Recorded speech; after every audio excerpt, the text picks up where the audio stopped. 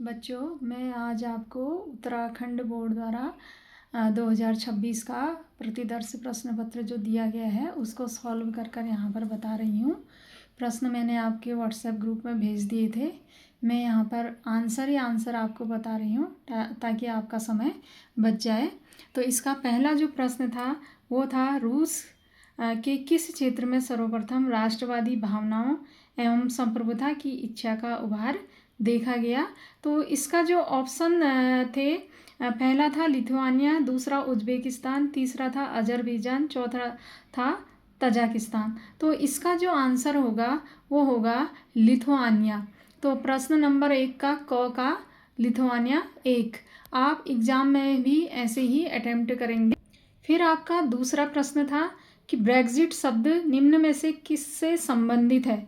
तो इसका पहला ऑप्शन था यूरोपीय आर्थिक समुदाय से, दूसरा था यूरोपीय संसद के चुनाव से, तीसरा था यूरोपीय मुद्रा यूरो से, चौथा था ब्रिटेन के यूरोपीय संघ से बाहर होने से। तो इसका जो आंसर है वो है ख का जो आंसर है चौथा वाला होगा, ब्रिटेन के यूरोपीय संघ से के बाहर होने से इसका जो आंसर होगा। तो बच्चों 31 जनवरी 2020 को जो ब्रिटेन है वो यूरोपीय संघ से अलग हो गया है। तो मैंने आपको ब्रेग्जिट का अर्थ भी बताया था, ब्रिटेन एग्जिट फ्रॉम यूरोपीय यूनियन। अगला प्रश्न ग आपका है समकालीन विश्व सुरक्षा में खतरे के नए स्रोत में शामिल नहीं है। तो इसका जो पहला ऑप्शन है आतंकवाद, दूसरा है ग्लोबल वार्मिंग वैश्विक उष्णता, तीसरा है देश की सीमाओं पर आक्रमण, चौथा है वैश्विक महामारी।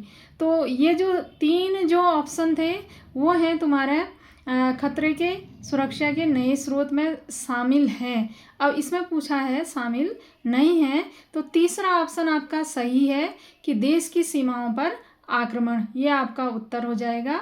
अगला प्रश्न है आपका किस देश के हरित संगठनों ने गरुड़ एवं अन्य शिकारी पक्षियों को बचाने हेतु विशेष अभियान शुरू किया है। तो इसका पहला ऑप्शन है आपका अमेरिका, दूसरा है अफ्रीका, तीसरा है फिलीपींस और चौथा है ब्राज़ील। तो आपका जो सही आंसर हो जाएगा वो है फिलीपींस, यानी प्रश्न नंबर घ का क्या हो जाएगा, तीसरा जो ऑप्शन है वो सही होगा, वो आपका उत्तर होगा फिलीपींस। अगला प्रश्न है अड़ कि लिट्टे लिबरेशन टाइगर्स ऑफ तमिलिलम का श्रीलंका के किस हिस्से पर नियंत्रण था। तो इसमें जो पहला ऑप्शन है दक्षिण पूर्व, दूसरा है उत्तर पूर्व, तीसरा है दक्षिण पश्चिम, चौथा है उत्तर पश्चिम। तो आपका सही उत्तर हो जाएगा दूसरा वाला उत्तर पूर्व, यानी उत्तर पूर्व हिस्से पर LTTE का नियंत्रण था। अगला प्रश्न है तो ये प्रश्न है भारत के प्रथम, तो इसमें प्रथम दिया था लेकिन बच्चों ये प्रथम नहीं होगा, ये होगा द्वितीय चुनाव में निम्न में से किस राज्य में कम्युनिस्ट पार्टी की सरकार बनी। तो इसमें ऑप्शन दिए थे आपके पहला है पश्चिम बंगाल, दूसरा तमिलनाडु और तीसरा है उड़ीसा, चौथा है केरल।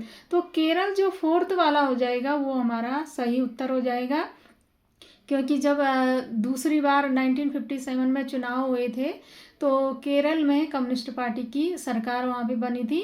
EMS नंबूद्रीपाद वहाँ के पहले कम्युनिस्ट मुख्यमंत्री बने थे 1957 में। तो चौथा इसका ऑप्शन हो जाएगा। अगला प्रश्न है आपका 1956 में ब्रिटेन ने स्वेज नहर के मामले में किस देश पर आक्रमण किया था। तो इसका पहला ऑप्शन है इराक, दूसरा है ईरान, तीसरा है मिस्र, चौथा है कुवैत। तो 1956 में ब्रिटेन ने मिस्र पर आक्रमण किया था, तो जो आंसर है तीसरा वो सही हो जाएगा। अगला प्रश्न है आपका किस रियासत में 1948 में संवैधानिक राजतंत्र कायम हुआ था। तो यहाँ पे पहला ऑप्शन है हैदराबाद, दूसरा है मणिपुर, तीसरा है जम्मू कश्मीर, चौथा है जूनागढ़।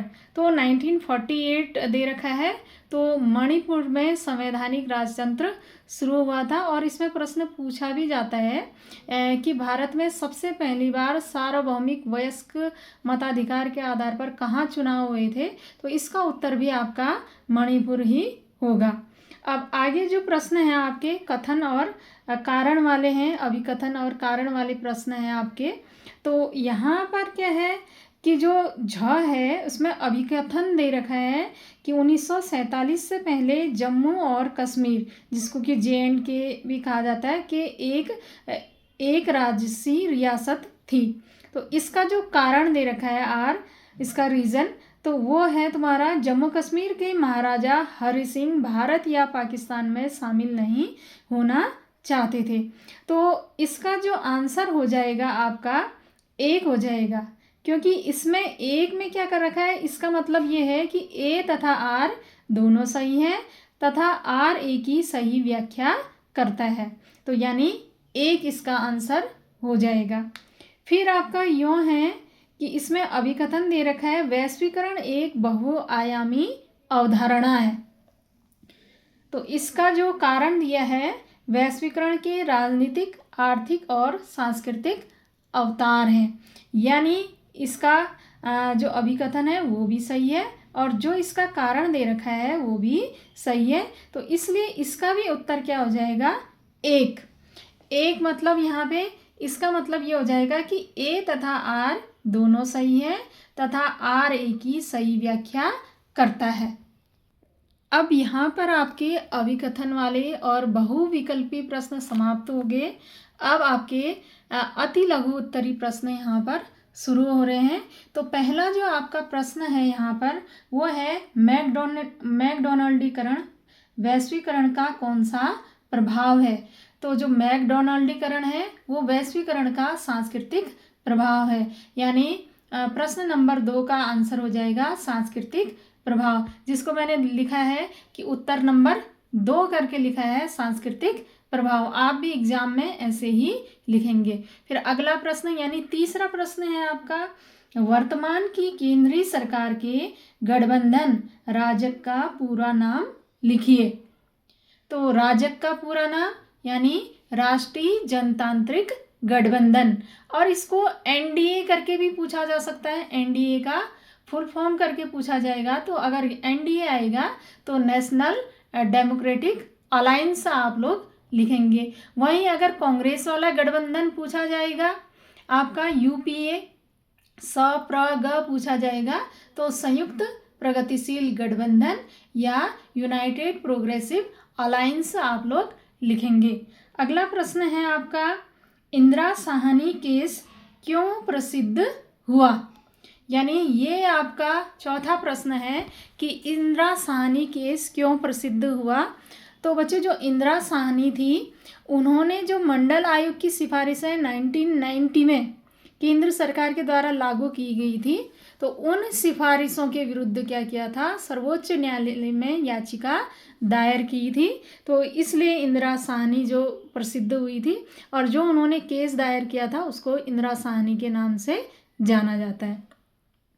अगला प्रश्न है आपका, भारत के लोकतांत्रिक चुनाव में पहली बार कम्युनिस्ट पार्टी की सरकार किस राज्य में बनी। ये वाला प्रश्न आपका दूसरी बार आ रहा है।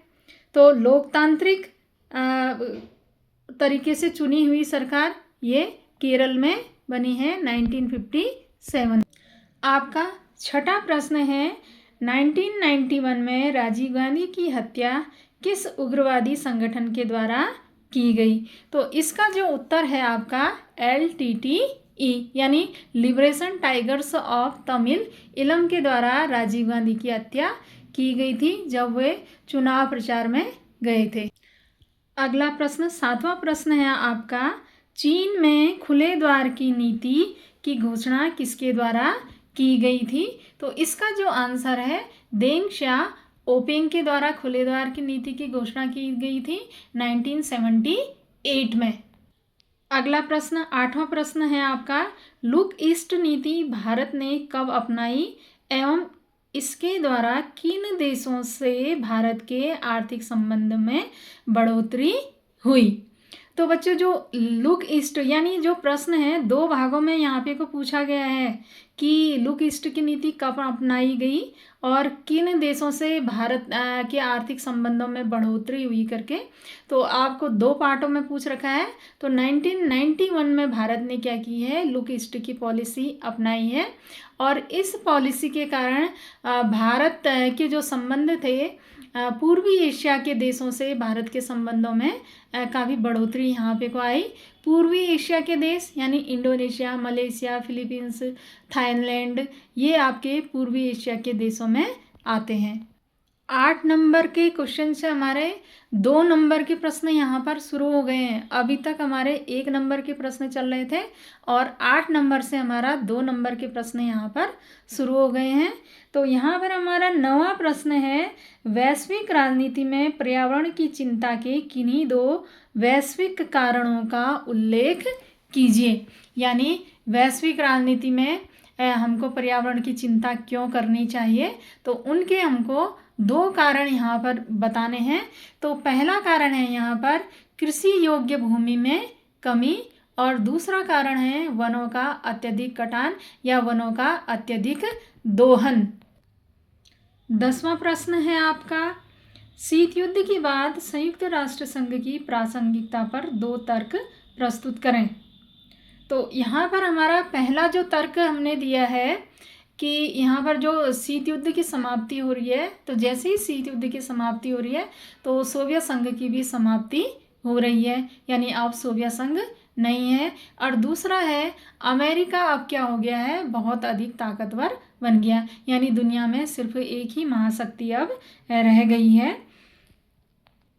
अगला प्रश्न है आपका 11वां प्रश्न, वैश्वीकरण के बुनियादी अर्थ यानी प्रवाह को आप किस रूप में देखते हैं और 2 उदाहरण प्रस्तुत कीजिए। यानी प्रश्न 2 भागों में बटा हुआ है।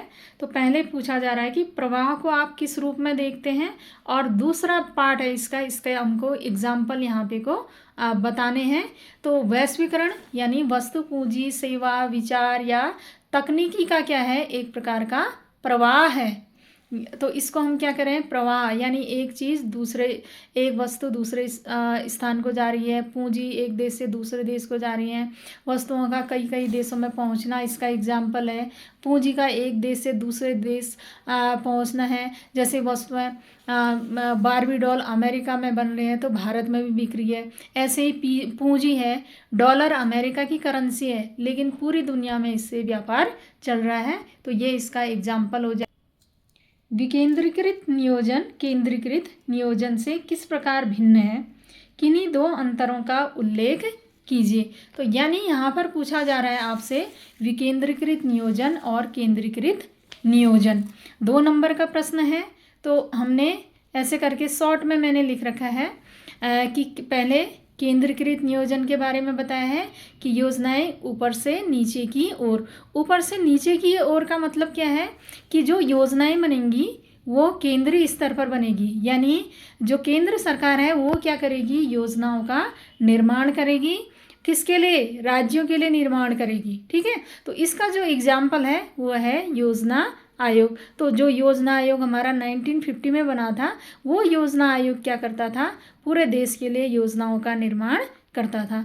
तो विकेंद्रीकृत नियोजन का जो एग्जाम्पल है वो है योजनाएं नीचे से ऊपर की ओर, यानी योजनाएं कहाँ पर बन रही है, राज्य के स्तर पर, राज्य स्तर पर बन रही है। तो इसका जो हमारे लिए एग्जाम्पल है वो है केरल मॉडल। केरल मॉडल यानी केरल में शिक्षा, स्वास्थ्य और चिकित्सा, इन सभी के लिए क्या किया, केरल सरकार के द्वारा नीतियों का निर्माण किया गया। तो यानी ये थे हमारे 2 नंबर के प्रश्न। तो बच्चों आपको सभी बच्चों को समझ में आया होगा, और बोर्ड परीक्षाएं हुई तो सभी बच्चों को मेरी ओर से अनंत शुभकामनाएं।